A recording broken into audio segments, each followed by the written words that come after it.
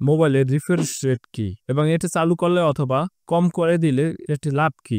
Refresh rate হচ্ছে আপনার মোবাইলের স্পিডটি কেমন পাবেন, আপনার এই যে রিফ্রেশ রেট আছে এই যে এখানে যে কাজগুলো করতেছে এটি কতটুকু স্পিড আপনার কাজ করে। আপনার রিফ্রেশ রেটটি যদি হাই করে দেন তাহলে আপনার স্পিডটি বেশি পাবেন এবং কম করে দিলে আপনার স্পিডটি কম পাবেন, কিন্তু আপনার ব্যাটারিটি চার্জ ভালো থাকবে। যদি রিফ্রেশ রেট হাই করে দেন তাহলে আপনার ব্যাটারি দ্রুত শেষ হবে এবং আপনার স্মুথ ভাবে কিন্তু আপনার মোবাইলটি চলবে। তো এখানে কিন্তু তারা আইকে দিছে। তো এটি কিভাবে আপনি কমাবেন বাড়াবেন সেটি ভিডিওতে দেখাই দেব।